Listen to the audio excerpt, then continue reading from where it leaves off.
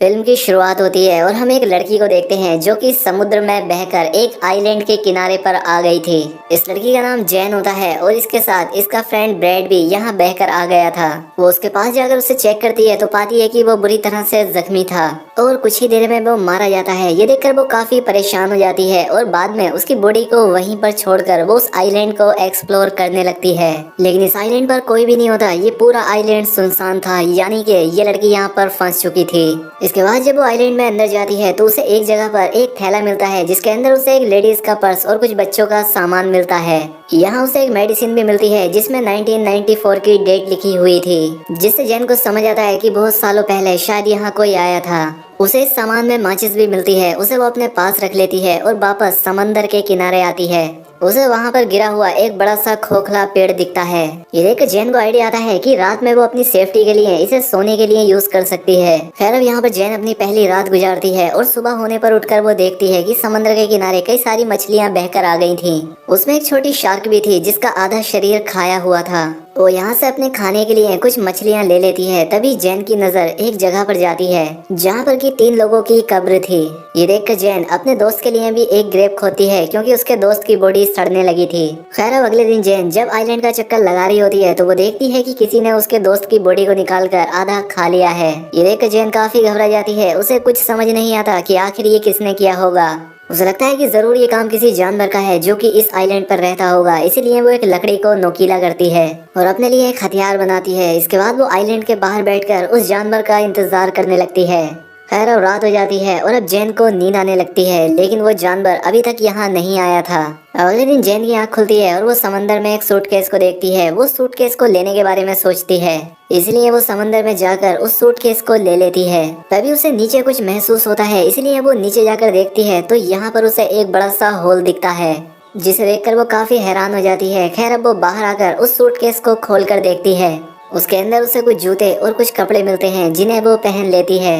जब रात होती है तो जैन उस सामान को चेक करने लगती है और उसे उसमें कुछ फोटोज दिखते हैं। वो उन्हें देखने लगती है और समझ जाती है कि यहाँ पर कोई फैमिली छुट्टियाँ बिताने के लिए आई थी, जिसमें एक कपल और उनके 2 बच्चे थे। तभी जैन के ऊपर से एक प्लेन गुजरता है। ये देखकर जैन अपनी फ्लेयर गन चलाती है, लेकिन इसका कोई फायदा नहीं होता क्योंकि तब तक वो प्लेन जा चुका था। जब फ्लेयर गन की वो बुलेट नीचे आ रही होती है तभी जैन देखती है कि उसकी परछाई में उसे कोई क्रीचर दिखाई देता है। ये देखकर वो काफी घबरा जाती है और आइलैंड की तरफ भागने लगती है और एक जगह पर जाकर छिप जाती है। वो क्रीचर यहाँ आकर जैन को ढूंढने लगता है। इससे जैन और भी डर जाती है और आज की रात इसी तरह से बीत जाती है। अब अगली सुबह जैन फिर से उन्हीं फोटोज को देख रही होती है और वो एक फोटो में 2 चमकती हुई आंखों को नोटिस करती है, जिससे वो समझ जाती है कि ये वही क्रीचर है जिसे मैंने कल देखा था और शायद इसी ने इस फैमिली को मारा होगा। ये देखकर जैन और भी ज्यादा डर जाती है और अब वो किसी भी तरह से इस आइलैंड से निकलना चाहती थी। अब इसके बाद वो सूटकेस को खोलती है और उसमें अपनी लाइफ जैकेट डालती है ताकि उसके सहारे वो तैरकर यहाँ से बाहर निकल जाए। इसके बाद वो सूटकेस में बैठकर यहाँ से निकलने की कोशिश करती है, लेकिन वो सूटकेस पलट जाता है। अब उसका ये प्लान फेल हो चुका था, इसलिए वो वापस उसी आइलैंड पर आ जाती है। लेकिन अब उसे उस क्रीचर से बचने के लिए कोई सेफ जगह चाहिए थी, इसीलिए उसे वो गिरा हुआ पेड़ दिखता है। क्योंकि उसमें एक बड़ा सा होल था, इसीलिए वो आज रात उसी में सोने का डिसाइड करती है।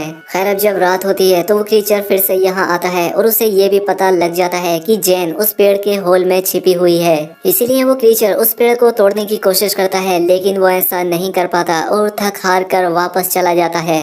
अगली सुबह जैन उस पेड़ से बाहर निकलती है और देखती है कि उस क्रीचर ने कल रात इस पेड़ पर कई वार किए थे, जिससे वो काफी डैमेज हो गया था। इसके बाद वो उससे बचने के लिए एक नया प्लान बनाती है।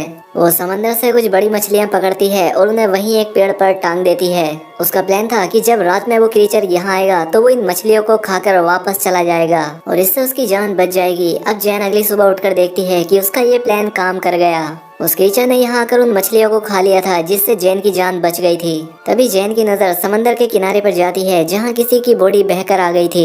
ये देखकर वो उस बॉडी के पास जाती है और देखती है कि ये बॉडी काफी सड़ चुकी थी। ये देखकर उसके मन में एक आइडिया आता है और वो इस बॉडी को भी वहीं पेड़ पर लटका देती है ताकि वो क्रीचर उस बॉडी को ही आकर खाए और चला जाए। अब उसके लिए यहाँ सरवाइव करना काफी मुश्किल हो गया था। आज रात के लिए उसने यहाँ पर एक गड्ढा बनाया था जिसमें जाकर वो छिप जाती है और उस क्रीचर के आने का इंतजार करती है। जब रात होती है तो वो क्रीचर यहाँ आता है और जैन पहली बार उस क्रीचर को देखती है। वो उस क्रीचर को देखकर काफी डर जाती है क्योंकि वो काफी खौफनाक था। अब वो यहाँ आकर उस बॉडी को खा जाता है। तभी जैन को अपने पास से कुछ आवाजें आती हैं और जैसे ही वो देखती है तो उसे वहाँ उस क्रीचर के पैर दिखाई देते हैं। ये देखकर वो और भी ज्यादा घबरा जाती है, लेकिन किसी तरह से खुद को कंट्रोल करती है। अब अगली सुबह जब जैन उठती है तो वो अपने लिए एक सेफ जगह चाहती थी। अब क्योंकि उसने उस क्रीचर की हाइट देख ली थी, इसीलिए वो अपने लिए पेड़ के ऊपर एक झूला तैयार करती है ताकि वो क्रीचर उस तक ना पहुंच सके। इसके बाद वो उस झूले में जाकर बैठ जाती है। खैर अब जब रात होती है तो वो क्रीचर फिर से यहाँ आता है और उसे यहाँ जैन के होने का एहसास हो जाता है। इसलिए वो उस झूले वाले पेड़ को जोर जोर से हिलाने लगता है, जिससे वो झूला टूट जाता है और जैन नीचे गिर जाती है। अब वो क्रीचर जैन का पीछा करने लगता है और जैन अपनी जान बचाकर भागने लगती है। तभी जैन देखती है कि वो क्रीचर जमीन से ज्यादा तेज पानी में दौड़ रहा है और वो पल भर में उसके सामने आकर खड़ा हो जाता है। लेकिन जैन अपने उस लकड़ी के औजार को उस क्रीचर के पेट में घुसा देती है। वो क्रीचर जैन को उठाकर पानी में फेंक देता है और जैन खुद को किसी तरह से संभालती है। जैन देखती है कि वो क्रीचर यहाँ से जा चुका है और अब वो पानी से बाहर आ जाती है और वहीं एक पेड़ पर जाकर छिप जाती है। अगली सुबह जब जैन उठती है कि उसका पैर काफी जख्मी हो चुका था, इसलिए वो खुद को साफ करने के लिए समंदर में जाती है। जब वो यहाँ नहा रही थी तभी उसकी नजर दूर एक राफ्ट पड़ जाती है जिसमें उसके दो दोस्त थे जो कि किसी तरह से सरवाइव करके यहाँ आ गए थे। उनका नाम लूकस और मिया होता है। इन्हें देखकर जैन काफी खुश होती है। अब ये जैन के पास आकर बैठ जाते हैं और जैन उन्हें खाने के लिए कुछ मछलियाँ देती है। वो यहाँ पर इन्हें उस क्रीचर के बारे में बताती है। वो कहती है कि हमें जल्द से जल्द यहाँ से निकलना होगा क्योंकि मैं यहाँ पिछले 7 दिनों से फंसी हुई हूँ, लेकिन लूकस और मिया उसकी बातों पर विश्वास नहीं करते। उन्हें लगता है ये झूठ बोल रही है। वो कहते हैं कि हम पिछले 5 दिनों से समंदर में भटक रहे थे और अब जाकर हमें ये आइलैंड मिला है। ये दोनों यहाँ से नहीं जाना चाहते थे। अब जैन उन्हें वो तस्वीरें भी दिखाती है जिनमें वो क्रीचर साफ दिखाई दे रहा था, लेकिन फिर भी वो दोनों यहाँ से नहीं जाना चाहते थे। जैन समझ जाती है कि ये उसकी बात नहीं मानेंगे। अब इसीलिए वो इनसे छिपकर इनकी राफ्ट लेकर यहाँ से भागने का प्लान बनाती है। वो उनकी राफ्ट लेकर यहाँ से निकलने की कोशिश करती है, लेकिन वो दोनों इसे पकड़ लेते हैं। मिया जैन पर अटैक कर देती है जिससे वो बेहोश हो जाती है। जब उसकी आँख खुलती है तो वो खुद को बंधा हुआ पाती है और अब रात हो चुकी थी, इसीलिए वो लूकस को मनाकर उसे खोलने के लिए कहती है, लेकिन लूकस और मिया उसकी कोई बात नहीं सुनते। इसके बाद मिया उस आइलैंड पर घूमने के लिए जाती है और लूकस वहीं जैन के पास रुकता है। इधर जब मिया वॉक कर रही थी तो वो क्रीचर पानी से निकलकर उस पर अटैक कर देता है। उसकी आवाज सुनकर लूकस तुरंत वहां पर जाता है, लेकिन वो क्रीचर मिया को पानी में खींचकर ले जाता है और उसे मार देता है। ये देखकर लूकस बहुत डर जाता है। वो डर कर एक पेड़ पर चढ़ जाता है। अब सुबह हो जाती है, लेकिन लूकस उस पेड़ से नीचे नहीं आता। अब उसे जैन की बात समझ आ चुकी थी। जैन उससे कहती है कि देखो वो क्रीचर सिर्फ रात में आता है, वो दिन में बाहर नहीं निकलता। ये बात सुनकर लूकस पेड़ से नीचे आता है। अब जैन लूकस से कहती है कि हमें जल्द से जल्द इस आइलैंड से निकलना होगा। अब लूकस उसकी बात मानने के लिए तैयार था। अब ये लोग कुछ मछलियाँ और कुछ नारियल अपने साथ ले लेते हैं। वो अपने सभी सर्वाइव करने के सामान को रख लेते हैं। यहाँ पर लूकस काफी डरा हुआ था। जैन उसे समझाती है कि वो क्रीचर सिर्फ रात में अटैक करता है और जब तक रात होगी हम इस आइलैंड से काफी दूर जा चुके होंगे। इसके बाद जैन जाकर उस क्राफ्ट में बैठ जाती है जहाँ पर उसे कुछ खून बिखरा हुआ दिखाई देता है, जहाँ पर वो समझ जाती है कि इन पिछले 5 दिनों में इन दोनों ने सरवाइव करने के लिए जरूर किसी अपने इंसानी साथी को मारकर खाया होगा। खैर अब ये लोग जैसे ही अपनी क्राफ्ट से यहाँ से निकलने लगते हैं, लूकस को पानी में वही क्रीचर दिखाई देता है। ये देखकर ये दोनों काफी घबरा जाते हैं और उस क्राफ्ट को चारों तरफ से ढक लेते हैं, लेकिन तभी वो क्रीचर उनकी क्राफ्ट में घुसकर उन पर अटैक कर देता है। ये देखकर लूकस उस फ्लेयर गन से उस पर अटैक करता है, लेकिन वो क्रीचर जैन को पकड़कर अपने साथ ले जाता है। जैन के पास एक नाइफ था जिसे निकालकर वो उस क्रीचर पर कई बार अटैक करती है, लेकिन तभी लूकस भी जैन को बचाने के लिए पानी में आ जाता है। ये देखकर वो क्रीचर जैन को छोड़ देता है और लूकस को पकड़ लेता है। वो उसे लेकर अपने उस बड़े से होल में चला जाता है। ये देखकर जैन किसी तरह से तैरकर फिर से उसी आइलैंड पर पहुंच जाती है।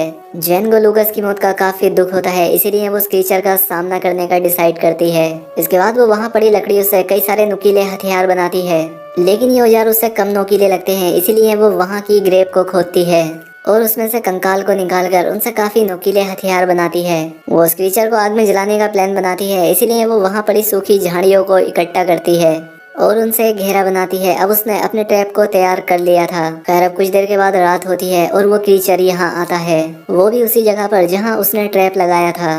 तभी जैन यहाँ झाड़ियों में आग लगा देती है, जिससे वो क्रीचर आग में फंस जाता है और अब जैन अपने उन नोकीले हथियारों से उस क्रीचर पर अटैक करने लगती है, जिससे वो क्रीचर काफी घायल हो जाता है। लेकिन अब वो जैन को पकड़ लेता है, लेकिन जैन उस पर अटैक करके भागने लगती है। तभी वो क्रीचर उसके सामने आ जाता है लेकिन अब वो काफी जख्मी हो चुका था, इसलिए वो वहीं पर गिर जाता है। ये देखकर जैन उस पर बहुत सारे स्टेप करती है और बाद में उसका गला काट देती है। इसके बाद अब हम देखते हैं जहां जैन ने आग लगाई थी उससे पूरा आइलैंड जलने लगा था। यानी कि अब इतनी बड़ी आग को देखकर कोई ना कोई जैन को बचाने के लिए यहाँ जरूर आ जाएगा। इसलिए जैन ने ऐसा किया था और अब इसी के साथ ये मूवी यहाँ पर खत्म हो जाती है। दोस्तों अगर वीडियो अच्छी लगी हो तो वीडियो को लाइक और कमेंट करके जरूर बताएं। साथ ही चैनल पर पहली बार आए तो चैनल को सब्सक्राइब भी कर ले। मिलते हैं हमारी अगली वीडियो में।